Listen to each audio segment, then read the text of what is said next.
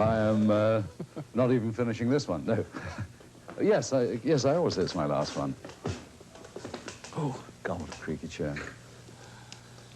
That question, that answer comes with the territory on each interview, I take it. Well, it's, the point is that I have a contract to do one Bond.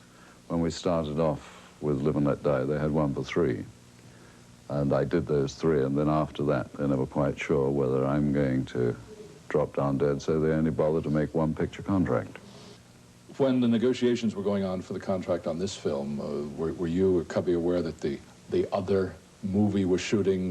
Did that give you any leverage? We were aware that it was planned. I don't think it gave us any leverage at all. Of course, Jack Schwartzman came to me and asked me if I wanted to do that or did I want to do this. Yes, of course, he gave me a certain amount of leverage. I said to Sean, which one do you want to do? He didn't want to do the one with Cubby, so I'm here, and he's there. Would you be amused, for example, if the advertising came out and said, Sean Connery is James Bond? Well, I think there are 2 productions in London going on at the moment of Midsummer Night's Dream. I mean, there have been many times Hamlet's been playing at the same time, in the same town. And your interpretation of Bond has been... Is Hamlet. And his is? His is Midsummer Night's Dream. I look around for jokes all the time because I'm a clown.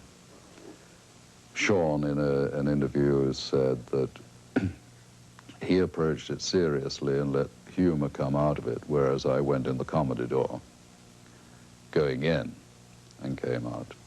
The only problem I had at the beginning of Live and Let Die, with Guy Hamilton, I said, the only thing that I say, you know, that seems to come out Scottish is, my name is Bond, James Bond. And so I said, we're going to have to watch that one.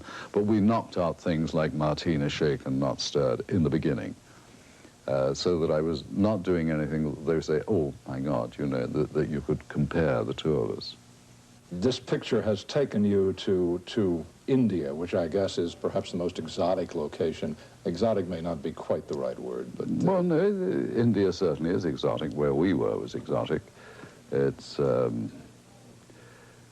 sort of main drawback is the heat that you work in. When you go as a tourist to India, it's rather lovely. You wear the right clothes, but Jim Bond runs around like an idiot in a dinner suit. Contractually, I can't play a spy or anything resembling Bond. I have tried to get away from sort of just being the straight leading man, but it's very difficult because I am a leading man. You know, I mean, it means I'm 6'2" and my nose is straight. They won't let me, well, I was about to say they won't let me play clowns. In this, I play a clown for a brief moment. I had the chance in a film that wasn't wildly successful, except a lot of the people that saw it seemed to like it, called Folks. But in that I was allowed to grow a beard, and if an actor has a moustache or a beard or a false nose to hide behind, he has a much better time. Can you never play a villain in your career? I would love to play villains. No, I know you would like to, but you but think no, they don't offer me the villainous parts. They don't realize that that would be closer to me than the me that plays the heroes. If you had your choice right now of doing any character, any film you wanted to do, is there something sitting out there?